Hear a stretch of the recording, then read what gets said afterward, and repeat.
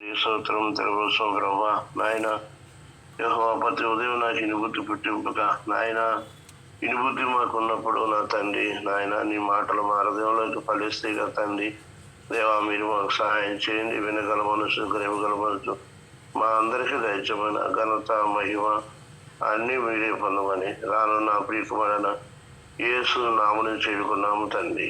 ఆమేన్. అందరికీ వందనాలండి.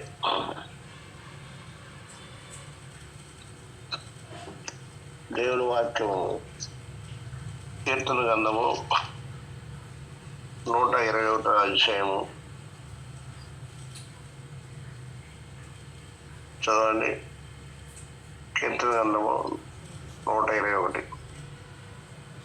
మొదటి వచనం, రెండవ వచనం. కొండల తట్టు నా కన్నీళ్ళెత్తుచున్నాను, నాకు సహాయం ఎక్కడి నుండి వచ్చును? యెహోవా వల్లనే నాకు సహాయము కలుగును. ఆయన భూమి ఆకాశములను సృజించినవాడు. చాలు తండ్రి ప్రేమ, మనం ఈ రోజుల్లో సహాయం కొరకు కొంతమంది డబ్బు సహాయం కావాలని, కొంతమంది మరి కుటుంబ పరిస్థితులు మరి సహాయాన్ని కోరుకుంటారు. కొంతమంది అట్లాగే కొంతమంది రకరకాలుగా సహాయం కొరకు ఎదురు చూస్తూ ఉంటారు. కానీ మనుషులకి వెళ్ళి కొందరు చూస్తూ ఉంటారు. చూడండి, ఒకసారి మా కుటుంబంలో ఏం జరిగిందంటే, మా చెల్లి వివాహం పెట్టుకున్నాం. వివాహానికి డబ్బులు కావాలి. అయితే ఆ డబ్బుల కొరకు ఒక వ్యక్తిని అడిగాం. అవి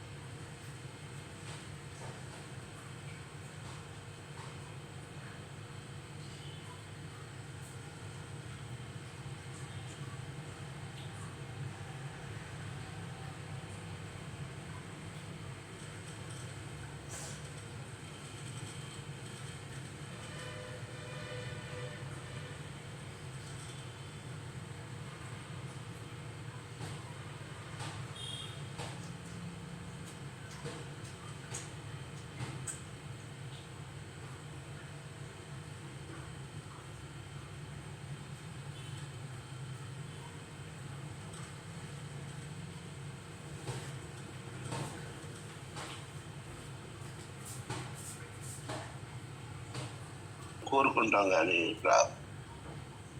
దేవుని యొక్క సహాయాన్ని మనం పొందుకుంటే అసలు నిజంగా ఏ మనిషి మీద మనకి దేశము కానీ, కోపము కానీ, బాధ కానీ, కచ్చ కానీ ఏది ఉండదండి. ఈ రోజుల్లో అనేకులు పొరపాటు పడుతున్నారు. అనేకులు భక్తిలో జారిపోతానికి కారణం ఏంటంటే మనుషులకి చూస్తున్నారు. గమనించండి, దావీదు మహారాజు ఒక సమయంలో ఏమంటాడంటే, ఒక వ్యక్తి తిడుతున్నప్పుడు దావీదుని ఆయన దేవుడికి చూశాడు. అయ్యా, పక్కన ఉన్నవారు అంటారు, రాజా అతను చూడండి మిమ్మల్ని ఎలా అంటున్నాడు, మీరు ఒక అవకాశం ఇస్తే వాడిని ముక్కలు చేస్తాం రాజా అంటే, దావీదు అంటాడు, ఏమయ్యా అన్నేమయ్యా బాబు, దేవుడే అతని నోటికి సెలవిచ్చాడయ్యా నన్ను అనమని. అతను అంటూ వల్ల నాకు ఆశీర్వాదం దీవెన వస్తుందేమోనవయ్యా. చూడండి, దావీదు కీర్తన గ్రంథం మనం చదువుకుంటున్నప్పుడు ఆ కీర్తన గ్రంథంలో రాయబడిన మాటలన్నీ కూడా ఎలా ఉన్నాయంటే, ఆయన దేవుడికి వెళ్ళి చూస్తుంటే కనపడుతుంది కానీ ఎక్కడ మనుషులకి వెళ్ళి చూసినట్టు కనపడలేదు. చూడండి, యెహోవే వానికి చదివించాను నన్ను అనుమానం అనుకున్నాడు. చూడండి, అక్కడ ఏమన్నా దేశము కానీ, కోపము కానీ, బాధ కానీ, కక్ష కానీ తన మీద ఏ మాత్రం లేదని కదా గమనించండి. ఎప్పుడైనా సరే నీ కుటుంబంలో నీ భార్య మాట్లాడుతుంది అనుకోండి, ప్రభు నా మీద చదివించాడలేమ్మా నీకు అనుకున్నాం అనుకోండి, అక్కడ ఏం లేదు. ఒక పిల్లలే మాట్లాడుతున్నారు అనుకోండి, ప్రభు చదివి అలాగే ఇరుగువారు పొరుగువారు ఎవరైనా సరే మనం బలహీనంగా చూస్తున్నాం, బలహీనంగా మాట్లాడుతున్నారు అనుకోండి, యెహోవా నోటికి సెలవిచ్చాడు నన్ను అనమని. ఇప్పుడు గమనించండి, ఆయన సెలవు లేకుండా ఎవడు భోజనం చేయగలదు బైబిల్లో. ప్రభుని కలిగిన మనం దేవుని చూసుకుని మనం దేవుడి తట్టు మనం చూడాలి, ఆయన సహాయం మనం పొందుకోవాలి, ఆయన సన్నిధిలో మనం నిలబడాలి. అప్పుడు దేవుడు ఆశ్చర్యకార్యాలు మన పట్ల జరుగుతాయి. ఇక్కడ గమనించాలి, ఆయన సహాయం కొరకు మనం కనిపెట్టుకోవాలి, ఆయన తీర్పు కొరకు మనం కనిపెట్టుకోవాలి. ఆయన నీతి న్యాయం జరుగుతూ యెహోవా న్యాయం తీర్చే దేవుడు ఆయన. చూడండి, ఈరోజు అనేకులు ప్రభు తట్టు కనిపెట్టుకోక, ప్రభు సహాయం కోసం వేచి ఉండక తొందరపడుతున్నారు, తొందరపడి నిర్ణయాలు తీసుకుంటున్నారు, తొందరగా అపార్థాలకు వెళ్ళిపోతున్నారు. గమనించండి, ప్రభుని కలిగి మన దేవునికి వచ్చాం. మనం ఎప్పుడైనా సరే దావీదులాగా మనం ఆయన భూమి ఆకాశం సృజించేవాడు. చూడండి, ఆయనకు సమస్తము తెలుసు. అందుకే కీర్తన గ్రంథంలో 146:3 చదవండి. కీర్తన గ్రంథంలో 146:3.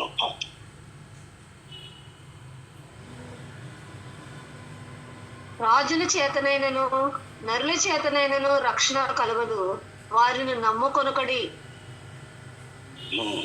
చూడండి, రాజుల చేతనైనను నరుల చేత రక్షణ కలదు, వారు నమ్ముకోకండి. వారు ప్రాణం వెడలిపోవును, వారు మట్టి పాలవుదురు, వారి సంకల్పం నాడే వారు నశించను. చూడండి, రాజుల చేతను నరుల చేత రక్షణ కలగదు, వారు నమ్ముకోకండి. చూడండి, కొంతమంది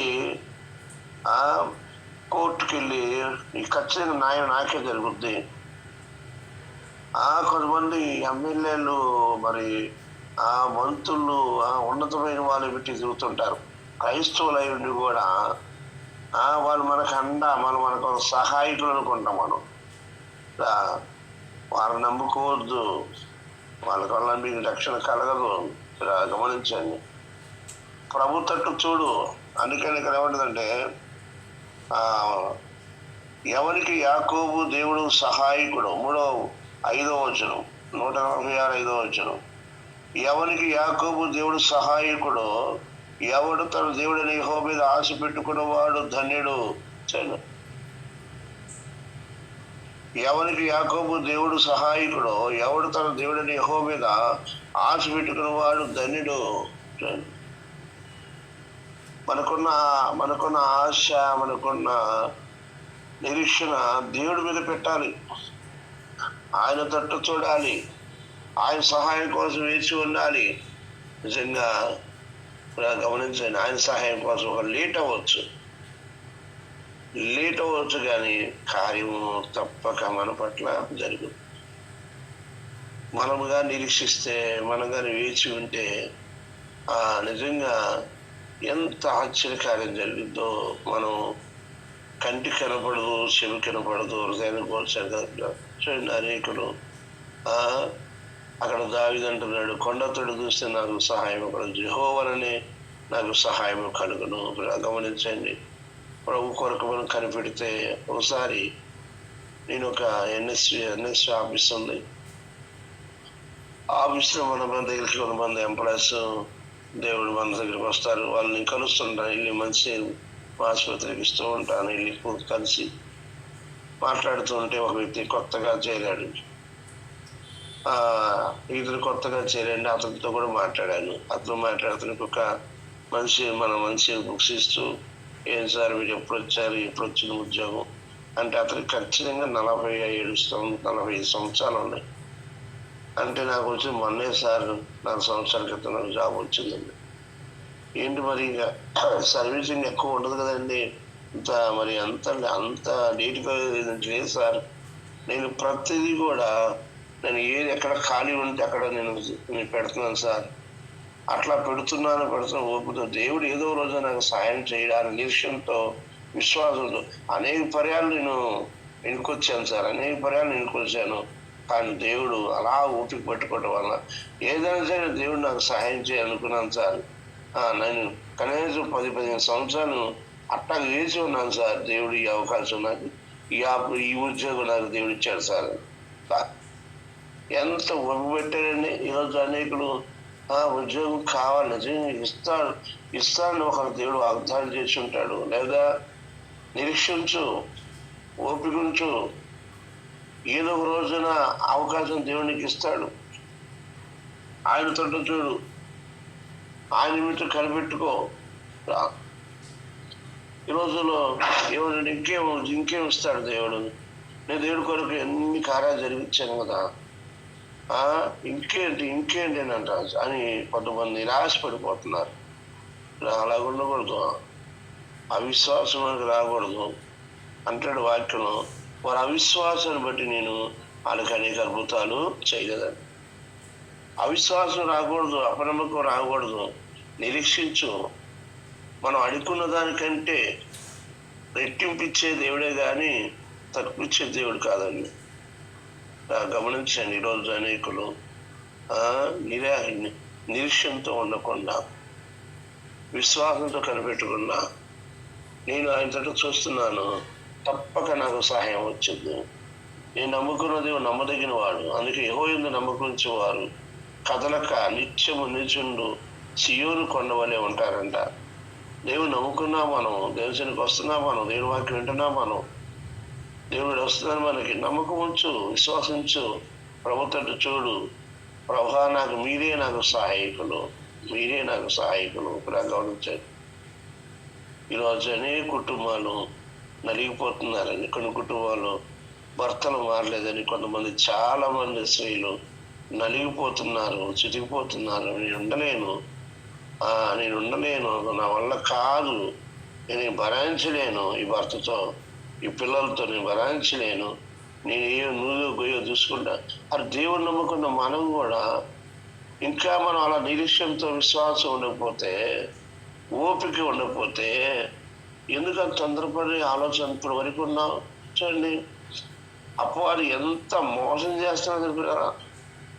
ఒకసారి మరి కొంతమంది మన సహవాసం తరపున కొంతమంది ఉన్నతమైన వారు వచ్చారు, ఇతర రాష్ట్రాల నుంచి వచ్చారు, దేశాల నుంచి. మరి అప్పుడు పెద్దబాబు, సంజయబాబు మరి ఇట్లాగా మన పలానా వస్తున్నారు మోషే, మనందరూ మన సంఘం కూర్చోబెట్టన్నారు. అందరూ కూర్చోబెట్టాం, వచ్చారు, వాక్యం విన్నారు. వాళ్ళతో పాటు వాళ్ళు ఎక్కిన కారులో నన్ను కూడా ఎక్కించుకున్నారు. వాళ్ళు ఒక పెద్ద ఆయన ఏమన్నారంటే, నేను అందరు అంటే బాబు తెలుగులో చెప్తున్నాడు, వాళ్ళు ఇంగ్లీష్ అడుగుతున్నారు. నేను ప్రతి సేవకుని కలుస్తున్నాను, ఒకరు అడుగుతున్నారు, మీరు ఏమనుకోవాలంటే మిమ్మల్ని అడుగుతాను అన్నారంట. బాబు చెప్పాను నాకు, అలాగే అడగండి అన్నాను. బైబిల్లో ఉన్న వ్యక్తులు ప్రవక్తలు ఉన్నారు, శిష్యులు ఉన్నారు. మరి ఈ ప్రవక్తల్లో శిష్యుల్లో ఏ శిష్యుడు అంటే నీకు ఇష్టమో, ఏ ప్రవక్త అంటే నీకు ఇష్టమో, ఏ భక్తుడు అంటే నీకు ఇష్టమో అని అడిగాను. నేను బైబిల్ అంతా తిరిగేసిన నాకు నచ్చిన భక్తుడు ఏబు గారు అన్నాను. ఆయన ప్రశ్న వేశాడు, ఏబు గారు అంటే నీకు ఎందుకు అంత ఇష్టమో అన్నారు.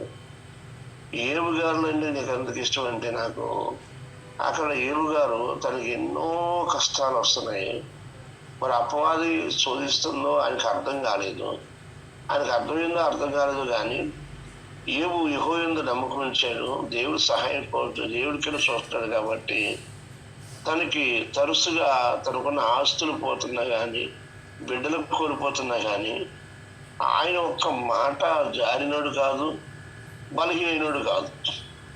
ఆయన ఏమన్నాడంటే, యెహో ఇచ్చును, యెహో తీసుకును, యెహో నామకు స్తుతి మహిమ కలుగును గాక అన్నాడు. చూడండి, ఆస్తులు కోల్పోయాడు, ఉన్నది మొత్తం కోల్పోయాడు, ఆఖరికి ఉన్న బిడ్డలు కూడా కోల్పోయాడు.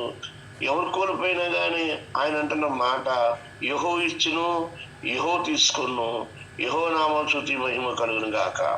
ఎక్కడన్నా ఏవు కదిలినట్టు కానీ బలహీనట్టు కానీ అక్కడ మనకు రాయబడదు. చూడండి అని చెప్పాను నేను.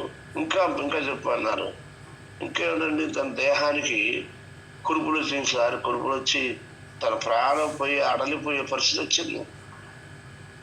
ఇంకెందుకయ్యా, ఇంకేం చేశాడు దేవుడు నీకు? దేవుడు చూసి సావమని చెప్పి తన భార్య అంటున్నప్పుడు యథార్థత లేదు. మాట్లాడుతున్నప్పుడు ఆయన అన్నాడు, ఏమమ్మా ఒకప్పుడు దేవుడు మనకు మేలు చేయదా, ఇప్పుడు కీడు చేస్తా కదా అన్నాడే కానీ ఏమి నోటుదల పాపమో చేయి.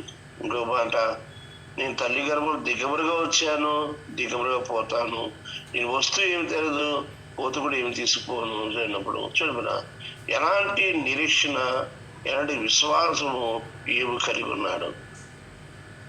కోల్పోయాడా, రెట్టింపు దీవెన పొందుకున్నాడా? చూడండి, ఒక శోధన వస్తుందంటే, ఒక కష్టం వస్తుందంటే, ఒక విరుకు వస్తుందంటే మనం కానీ మౌనంగా ఉండి ఆయన తట్టు తీస్తే దీవెన, రెట్టింపు దీవెన మనం పొందుకుంటాం. అందుకనే ఇక్కడ దావీదు ఉంటాడండి, వాడి నోటికి యెహోవా చదివించాడయ్యా, వాడు మాట్లాడుతున్న నాకు ఆశీర్వాదమేమో, నాకు దీవెన వస్తుందేమో.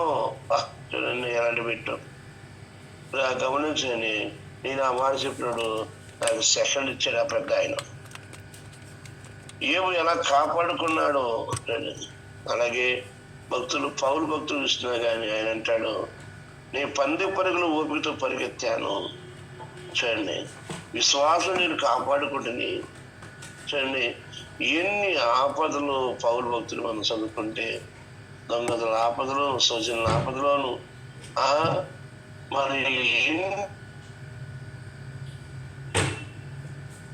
మనుషుల సహాయం కోరలేదు. కనుక సౌలు పౌలుగా మారిన తర్వాత, రక్షణ పొందిన తర్వాత, రక్షించబడ్డ మనము, మారుమోసుకున్నాం అనుకున్న మనము, ప్రభుత్వం చూడాల్సిన మనము మనుషులకి వెళ్ళి చూస్తూ, మనుషుల సహాయం కోరుకుంటూ, మనుషుల మాటలు పట్టించుకుంటూ మనం బలహీనమైపోతున్నాం కదా. అలా కాకుండా ప్రభుని కలిగిన మనం దేవుని చెందుకు వచ్చి మనం దేవుడి తట్టి చూడాలి. అందుకే ఇక్కడ దావీదు కొండ తట్టు నేను చూస్తున్నాను, నాకు సహాయం ఎక్కడ వచ్చును, యెహోవా నాకు సహాయం కలుగును. రాజుల చేతను నరుల చేతను రక్షణ కలగదు, వారు నమ్ముకోకండి, వారు ప్రాణం ఎడలిపోవును, వారు మట్టి పాలవుదురు. ఎవరికి యాకోబు దేవుడు సహాయకుడు, ఎవడు తన దేవుడైన యెహోవా మీద ఆశ పెట్టుకును, వాడు ధన్యుడు. చూడండి, దేవుడి వాక్యం, దేవుని నమ్మాను అనుకున్న వ్యక్తులు దేవుడి వాక్యాన్ని నమ్ముతారండి. దేవుడు అందుకే అబ్రహాము దేవుడు నమ్మిన కనుక అది నీతిగా ఎంచబడినాడు. ఇక్కడ గమనించండి, ఈరోజు అనేకులు అపవాదైన వాడు ఎంత శోధిస్తున్నాడో, ఎంత బలహీనపరుస్తున్నాడో, కుటుంబాన్ని కానీ, బిడ్డలను కానీ, భర్తను కానీ, అన్ని నిరాశ.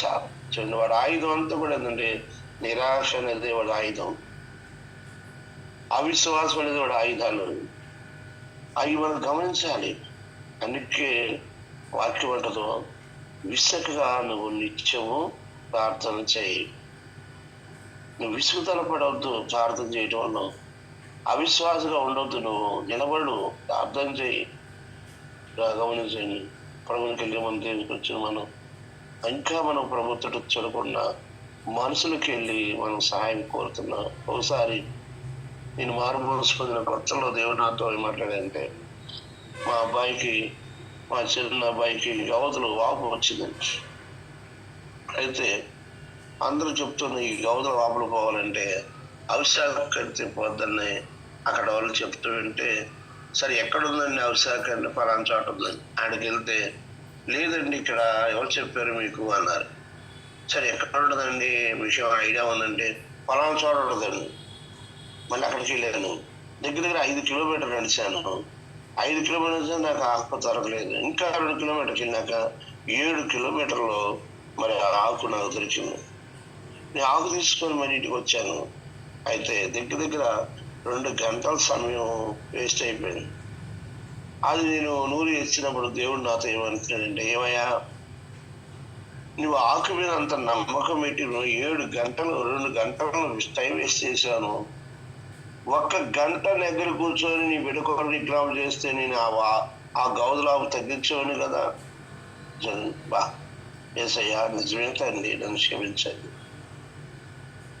ఇంకా నేను మనుషులకి చూస్తున్నాను ప్రభా, వైద్యులకి చూస్తున్నాను ప్రభా, మెడిసిన్కి చూస్తున్నాను కానీ ప్రభా, నీ తట్టు నేను చూడలేకపోయానయ్యా, నువ్వు క్షమించండి. కొంచెం కంగారు పడిపోతారు కొంతమంది మెడిసిన్ వేసుకునే విషయాల్లో.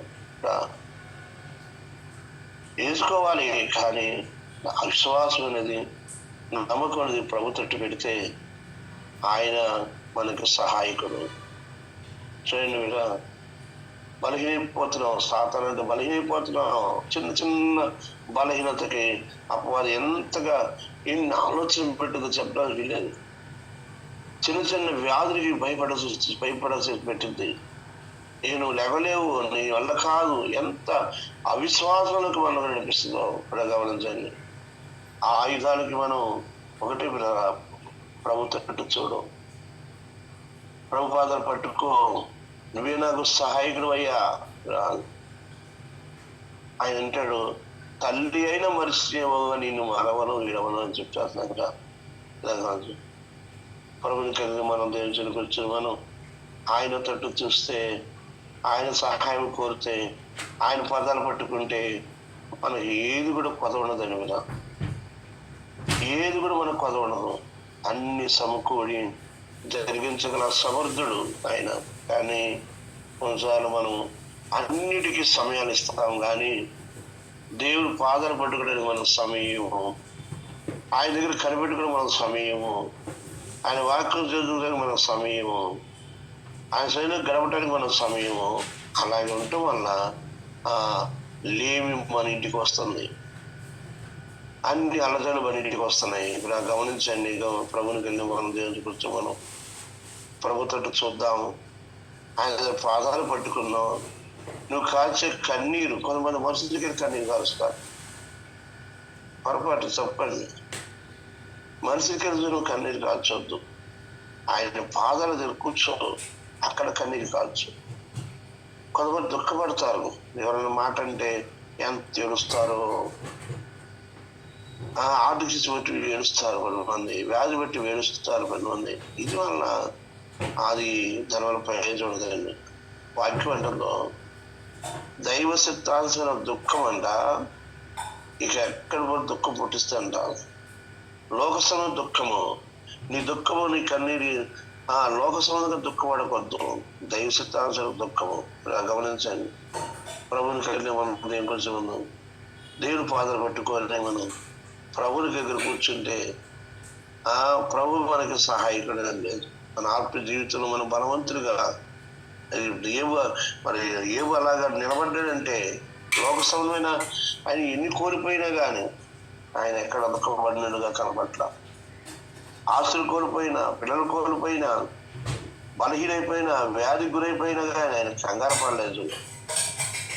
చూడవను, ఆయన ఒకటే ప్రభుత్వకు చూశాడు, ఆయన నాకు సహాయకుడు అనుకున్నాడు. గమనించండి, ప్రభువుని కలిగి మనం దేవుని గురించిన మనం ఇప్పటికైనా సరే మనం ప్రభుత్వం చూస్తే మనకి ఎన్ని మేలు అవుతుంది, ఎన్ని కార్యాలు జరుగుతాయి. ఒకసారి నేను చిలులో దొంగ, మరి ఎడపక్క దొంగ అంటున్నాడు, అయ్యా నువ్వు రక్షించుకొని నన్ను రక్షించవచ్చు కదా, నువ్వు దేవుడు కుమారుడు అంటున్నావు కదా, నువ్వు దేవుడు కుమారుడు అంటున్నావు కదా అని అంటున్నప్పుడు కుడిపక్క దొంగ అన్నాడు, రే ఆయన్ని ఏ పాపం చేయలేదురా, కానీ మనం చేసిన పాపాలు ఇది మనం తగివేరా, ఇది మనం తగివేరా, ఈ శిక్ష నాకు తగివేరు, ఈ అవమానం నాకు తగివే అని చెప్పి వచ్చిన శిక్షను తగ్గించమని అంటలేదు, కానీ ఇది నాకు తగివే అనుకున్నాడండి. అనుకోని ప్రభా నీ రాజ్యంలో ఒక్కసారి జ్ఞాపకం చేసు.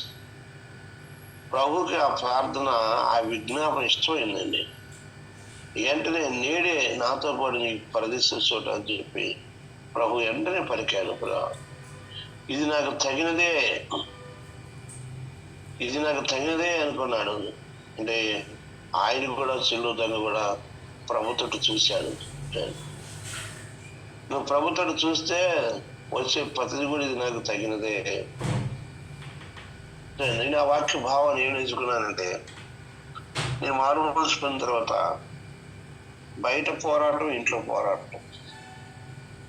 ఏంటి ప్రభా, నీ మారుమనసు పొందక ముందు అయితే నన్ను చూస్తే ఎవరు మాట్లాడేవాడు కాదు, నా ఇంట్లో వాళ్ళు కానీ బయట వాళ్ళు కానీ రౌడీగా తిరిగాను, నేను కత్తి పెట్టుకొని తిరిగాను, మనుషులు పొడిచాను, కొట్టాను, నన్ను ఖండించాలన్నా భయపడేవాళ్ళు. అలాంటిది మారుమూసి పొందిన తర్వాత, ప్రభులకు వచ్చిన తర్వాత ఇంట్లో వాళ్ళు నా మీద పెత్తనం చేస్తున్నారు, బయట వాళ్ళు నా మీద పెత్తనం చేస్తున్నారు. నోరు తెరవాలంటే భయం వేస్తుంది. ఏంటి ప్రభు అనుకుంటే కొంచెం ధైర్యంగా అడిగినప్పుడు కొన్నిసార్లు నాకు చిన్న సలహా ఏంటి, ఏవయ్యా ఒకప్పుడు నువ్వు ఎంతమంది బాధ పెట్టావయ్యా, నువ్వు ఎంతమంది కష్టపెట్టావయ్యా, ఇది నీకు తగినది కాదా? నిజమే, యెషయా ఉంటుందండి, నువ్వు దోసుకునటం మానిన తర్వాత నువ్వు దోసుకునబడతావు, జనులు వంచిత ముగించిన తర్వాత జనులు నిన్ను వంచిస్తాడన్న వాక్యం. దేవుడి తోడు చూస్తే, వాక్యాన్ని చూస్తే ఇంకెక్కడ ఇది నాకు తగినదే. నా పిల్లలు నన్ను అన్నారు, ఒకసారి నా ఎదుర్కోవాలి పోవా అన్నారు నన్ను, కొడుకుడు. ఏంటి బ్రో ఇలాగన్నారు, బాగా చేసింది. కానీ ఒకప్పుడు నా తండ్రి ఎన్నిసార్లు నీ లోకంలో ఉన్నప్పుడు నా తండ్రిని లెక్క లేకుండా నా తండ్రిని బాధ పెట్టిన వాడిని, లెక్క లేక నా తల్లిని గాయపరిచిన వాడిని, లెక్క లేకుండా నా భార్యని గాయపరిచిన వాడిని, ఇతరులు నేను గాయపరిచి ఇతరులు నేను బలహీనపరిచిన వాడిని. ప్రభా నిజమే, ఇది నాకు తగినదే, ఇలా గమనించాలి. ఈరోజు భార్యను మాట్లాడుతున్నాను, నువ్వు గాయపడుతున్నావు. ఎన్నిసార్లు లోకంలో ఉన్నప్పుడు నీ భార్యను ఎంత బాధ పెట్టేవాళ్ళు నీకు తెలుసా? ఆమె ఎంత నలిగిపోయిందో నీకు తెలుసా? అయ్యో నిజమే ప్రభా, ఇది నాకు తగినదే. కొండ తట్టు చూస్తే, ప్రభు తట్టు చూస్తే నువ్వు నిరీక్షణ కలిగి ఉంటే, యెహోవాను నమ్ముకొని వాడు కదలక నిత్యము నిలిచిన శివుని కొండవలే ఉంటాను. ఈరోజు నువ్వు మారావని నువ్వు నీతివంతురాలు, నేను మనం నీతివంతులు అయిపోయామనుకుంటున్నావా? ఆత్మకు శరీరానికి ఇప్పుడు పోరాటం. ఆత్మాంశాలు ఆత్మ మనసు పెడతారు, శరీరాంశాలు శరీరం మనసు పెడతారు. ఇలా గమనించండి, నిలబడదాం, ప్రభు తట్టు చూద్దాం, ఆఖరి వరకు కనిపెడదాం, ఆయన సహాయం పొందుకున్నాం. తప్పక ఏ గ్రంథాన్ని మనం ప్రశ్న చేసుకుని, ఏ గ్రంథం పరిచయం చేసుకుంటే ఎలా నిలబడితే ఆయన రెండంతలు దీవెని పొందుకున్నాడు. అన్ని కష్టాలు మనకు వస్తున్నాయా, మానలేము, మనకు తెలుసు. ఎంత కష్టపడి ఎన్ని విధాలుగా నలిగిపోయాడు ఏవు, అంతటి లేదులే. కానీ ఏదో దేవుడు మనం ప్రేమించి మన క్రియను బట్టి మన ప్రతిఫలం వస్తున్నప్పుడు ఇది నాకు తగినదే అని కానీ మనం అనుకుంటే ప్రతి విషయంలో రాదు. దేవుడు నిజంగా పెట్టాడు, దేవుడు మనకు సహాయిస్తాడు, ఆయన మనకు తోడు ఉంటాడు రాజు. అందుకని ఏమో నోరు తెరవలేదు, ఆయన మాట్లాడలేదు. కారణం ఏంటంటే ఆయనకున్న ఆ నిరీక్షణ, విశ్వాసం ప్రభు తట్టు చూశాడు. అలాగే దావీదు కూడా ప్రభు తట్టు చూశాడు. దావీదు ఒక సమయంలో ఆయన ఎలా బలపరుచుకున్నాడంటే, ఆ ఆరుమూల రాజ్యాలను గొలాతుని జయించడానికి మరి సౌలు సైనికులు, సౌలు రాజు, మరి అన్నలు అందరూ భయపడిపోతున్న సమయంలో ఆయన ముందుకు వచ్చాడు. అన్నలు అనుకున్నాడు, ఇది ఇంత గర్వం వీడికి, మా వల్ల కాదు, వీడికి చిన్నవాడు, ఇది అన్నవద్దండి.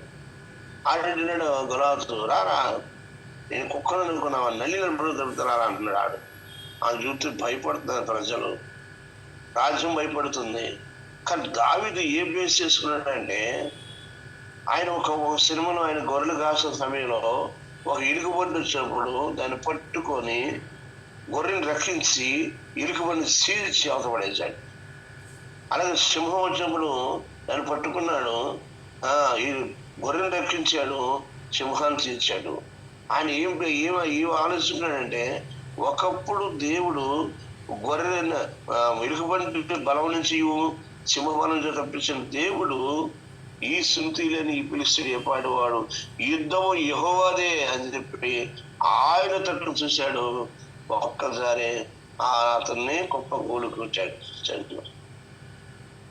ఎలాంటి బే చేసుకున్నాడు దావీదు గమనించి. ఒకప్పుడు దేవుడు ఎన్ని కార్యాలు మన పట్ల జరిగించాడు, అప్పుడు లేడు ఆ దేవుడు మనతో, అప్పుడు మనకు సహాయకుడిగా లేడు ఆయన. ఎన్ని ఆశ్చర్యకార్యాలు మన పట్ల జరిగించాడు. అలాగే నిరీక్షణతో, అలాగే విశ్వాసంతో నిలబడగలుగుతావా నువ్వు? ఒక పెదరు మారుమూసి రాయి అన్నాను. మారుమూసి రాయి అంటే వస్తానన్నా అన్నాడు. రాయి అన్నాను, వచ్చాడు, మారుమూసి పొందాడు. 7 రోజులు 6 రోజులు 10 రోజులు ఉన్నాడు. అన్నా అన్నా అన్నాడు. ఏంటయ్యా అన్న, నేను వస్తా ఆ కంగారులో సైకిల్ రైలు పెట్టానన్నా, అక్కడ పెట్టేసి వచ్చేసానన్నా, స్టాండ్లు పెట్టలేదన్నా, మరి 10 రోజులు ఉంటుందన్నా. దేవుడు ఉంచుతాడన్నా, నేను దేవుడు నాకు ఎన్ని కార్యాలు జరిగించాడన్నా, ప్రభుత్వం విశ్వాసం ఇస్తానన్నా అన్నాడు. అనుకున్నాడు. ఆ విశ్వాసం అన్ని దేవుడు చేసాడంటే వచ్చి 10 రోజులు అయినా కానీ సైకిల్ ఎక్కడ పెట్టక్కడే ఉంది. అబ్బా, దేవుడు ఎంత గొప్ప దేవుడు అన్నా, దేవుడు ఉన్నాడన్నా, నా సైకిల్ కాసాడన్నా, కాపాడన్నా, 10 రోజులు కూడా సైకిల్ పెట్టే కానీ అని చెప్పి ఎంతమంది సాక్ష్యం చెప్పాడు. దేవుడు నా పక్షం ఉన్నాడు, జరిగింది.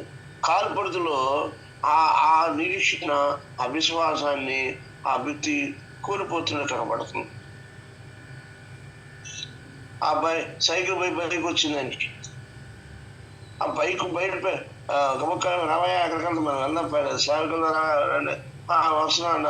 ఏంటి వస్తున్నా అన్న, ఒక అరగంట పెడతాడు. ఏంటంటే వాళ్ళు ఇల్లు లోపలికి హైట్గా ఉంది, ఈ బండి తీసుకొని లోపలికి పెట్టి వస్తాడు. వాళ్ళు ఇంటి ఉంది కదా, ఆడ పెట్టలే, మన నైట్కి సేవకులు వచ్చేస్తాం కదండి అన్న. ఎందుకులే అన్న, పరిస్థితిగానే ఉంది, తెలిపోయిందండి విశ్వాసం. ఆనాడు ఉన్న విశ్వాసం ఇప్పుడుందా? ఆనాడున్న నమ్మకం ఈనాడు ఉందా? నీకు కాలపరుచులు కోల్పోతున్నారు. కానీ దావీదును కోల్పోవాలా?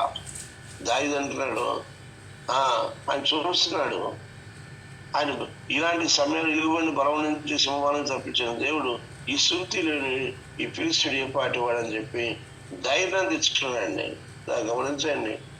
ఆ గొలాత్ అంటే ఏంటంటే ఆ చిన్న విషయాలని సింహం లాంటివి, మరి సింహబలం లాంటివి, ఇరుగుబడి లాంటి సమస్యలు, పెద్ద సమస్య వచ్చేస్తే మనకి తట్టుకోలేని పరిస్థితులు ఏం చేయాలి, దిక్కుచోటు చిత్రం అయిపోతాయి. అదే గొలాత్ అనే సమస్య. ఆనాడున్న దేవుడు ఈనాడు కూడా ఉన్నాడు. కరుబాకు, దేవుడిని నమ్మకం ఉంచు, ప్రార్థన చేయి, ప్రభుత్వం చూడు, నరులు చేత రాజు చేత రక్షణ కలగదు అని నమ్మకూడదు. ఎవరైనా యెహోవా మీద ఎవరైనా యాకోబు దేవుడు సహాయకుడు, మరి ఎవరైనా దేవుడి మీద ఆనుకుంటాడో నమ్మదగిన వాడు అని చెప్పి మనకు అలాంటి స్పర్శలు వచ్చినా కానీ అలా నిలబడి ప్రభుత్వం చూస్తే తప్పక దేవుడు సహాయం చేస్తాడు. నిరీక్షణ కోల్పోవద్దు, విశ్వాసాన్ని కోల్పోవద్దు. ఒకవేళ మనం ఒక నిరీక్షణ విశ్వాసం కోల్పోయినా ఆయన మళ్ళీ మనం లేవనెత్తాడు. పేతురు ప్రభు తట్టు చూసినంత కాలం ఆ నీటి మీద నడిచాడు. ఎంత అద్భుతం అండి! దేవుడు నడిచాడంటే ఒక విధానం, కానీ ఒక మనిషి నీటి మీద నడవటం అంటే సామాన్యమా? అప్పుడు ఎంత బలంగా ఉన్నాడో పేతురు. ప్రభుత్వం చూస్తున్నాడు, చూసినంత సేపు నిలబడ్డాడు, నడిచేంత కాలం నడిచాడు. తర్వాత ఒక గాలి వచ్చిందంట. ఒక గాలి చెరికి ఒక్కసారి అమ్మో కూలిపోతానేమో బలహీనత తనకు వచ్చింది. వెంటనే మునిగిపోతున్నాడు. మునిగిపోతున్నాడు అన్నట్టు మనకు కనపడుతుంది, ఆ విశ్వాసం కనపడుతుంది. ఆ టైంలో కూడా విజ్ఞాపన చేశాడండి. ఏమన్నాడు? ఏసయ్యా రక్షించు మునిగిపోతాడు, రక్షించు అన్నాడు. అప్పుడు ప్రభు లేపాడు, అల్ప విశ్వాసి, ఇవెందుకు సందేహపడుతుంది? ఇలా గమనించాలి. ఆయనతో చూద్దాం, ఆయన పాదాలు పట్టుకుందాం, ఆయన దగ్గర కన్నీరు గారుద్దాం, ఆయన దగ్గర మనం పశ్చాత్తాపడదాం. ఆయన సహాయం వచ్చేంత వరకు వేచి ఉండు, నిరీక్షించి ఉండు. అలాగే కనిపెట్టుకో. అలాగే మనం కనిపెట్టుకుంటే నిజంగా ఎంత అద్భుతమండి, ఎంత సంతోషమండి. కూడా గమనించాలి. నేను ఉదయం నాకు కొన్ని మాటలు ముగిస్తాను. నేను న్యూజిలాండ్ కొత్త, అప్పుడు మా పరిస్థితి ఎలా ఉందంటే కనీసం ఛార్జీలు కూడా ఉండేవి కావండి. ఛార్జీలు పెట్టుకొని వచ్చాను. ఒక్క ఛార్జీ నా దగ్గర ఉన్నాయి, డబ్బులు లేవు. ఆ ఛార్జీ పెట్టుకొని వచ్చాను. నాకు లోపల అయ్యగారు అమ్మగారు నేను ఎప్పుడు అంతే అంటాను, వేల మంది మనల్ని గుర్తిస్తారు. సరే అయినా నేను వందలు చెప్పుకుంటాను, లోపలికి వెళ్ళి కూర్చున్నాను. అలాగా ప్రజలు కూడా మరి కూర్చుండే అదే డబ్బులు లేవు కాబట్టి ఏమి తెలియలేదు, ఆకలి భయంకర అవుతుంది. నేను అనుకున్నాను, ప్రభా నాకు డబ్బులు లేవు, నాకేమో ఆకలి అవుతుంది. నేను ఇక్కడ కూడా కొందరు చూస్తే కొత్త వాళ్ళుగా ఉన్నారు.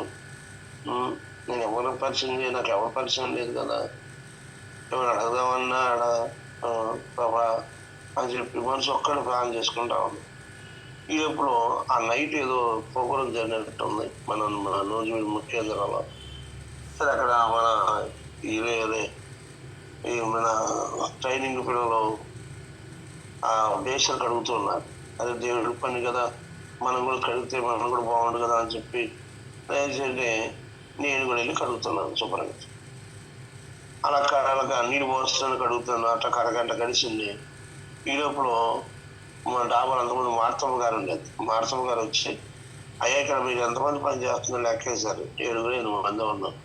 మీరు 7 మందిని అక్కడ పడేసి ఉన్న పాలమ్మకి అమ్మగారు పెట్టినారు. ఆయన గౌరవం వెళ్ళిపోతే అమ్మగారు మంచి శ్రేష్టమైన భోజనం అండి పెట్టి 7 తిని పనిచేయమన్నారు. ఆయన నిజంగా ఎంత కన్నీరు వచ్చిందో ప్రభా, నా ఆకలి చూసావయ్యా. నేను ఎవ్వరిని అడగలేదు కానీ ఇట్లాగా నాకు సహాయము చేసావయ్యా. నీకు వందనాలు ప్రభా, నీకు స్తుతులు ప్రభా. అదే కొంతమంది ఊరికి నువ్వు చూసి మున్సిపాలిటీ అయిలేవే ఇలేవే అయిలేవే ఇట్లాగా అంటున్నారండి. నువ్వు దేవుడు నమ్ముకున్నా, నువ్వు మనుషులకి వెళ్ళి దేవుడి బడికి అలా చూస్తే దేవుడికి వెళ్ళి చూడు. నువ్వు దేవుడికి వెళ్ళి చూస్తే నీకు నిరీక్షణతో ఉండు, విశ్వాసం ఉండు, దేవుడు కార్యం చేస్తాడు. కొత్తగా వచ్చారు, సెకండ్ సైడ్ వచ్చారు, అలా వచ్చారు. ఆ బాత్రూమ్కి వెళ్ళి ఆ పిల్లడు వాడు పోయాడంట. కంగారు పడి గందరగోళం చేస్తుంది. అయ్యో నా పిల్లడు, అందుకే మా రానంటే తీసుకొచ్చారు. అమ్మో నా పిల్లడు పోయాడు. అమ్మ కంగారు పడబాకమ్మా, నువ్వు వచ్చేది దేవుని సందికి అమ్మా. నువ్వు దేవుడు నమ్మే కదా అంత దూరం నుంచి వచ్చావు, ఈ స్థలానికి వచ్చావు కదా, నిరీక్షిస్తూ ఉండమ్మా అని అని చెప్తున్నా. నా మాట ఇంట్లో కంగారు పడదు గందరగోళం చేస్తుంది. సరే నేను చెప్తున్నా ఇంట్లో ఎంత బదిలాడని చెప్పినా కానీ ఇంట్లో కంగారు పడిపోతుంది, భయపడిపోతుంది. చేయరా వాడు ఎక్కడున్నారా చూస్తే ఆ బుక్ స్టాల్ కాడ అయ్యిండో అమ్మాయి కూడా పిల్లలు ఆడుకుని ఉండే ఆడున్నాడు. ఆడు దొరికాడు. ఏమా అవునన్నయ్య నిజమేనన్నయ్య, భయపడ్డానన్నయ్య, ఏడ్చాను. తల్లి నువ్వు వచ్చింది దేవుని సన్నిధికి అమ్మా, దేవుడిని నమ్మి వచ్చావమ్మా, దేవుడికి చూడు తల్లి, ఇలా ప్రభు తట్టు చూడు. అలాగే చాలా మంది విమర్శకి వెళ్ళిపోతున్నారు కొంతమంది. అలా వెళ్తే నీకు అక్కడ దేవుడు దొరకడు. నేర్చుకో, దేవుడు మరి నేర్పుతాడు, పని విశ్వాసం నేర్పుతాడు, అనుభవాలు నేర్పుతాడు, ఎన్ని నేర్పుతాడో.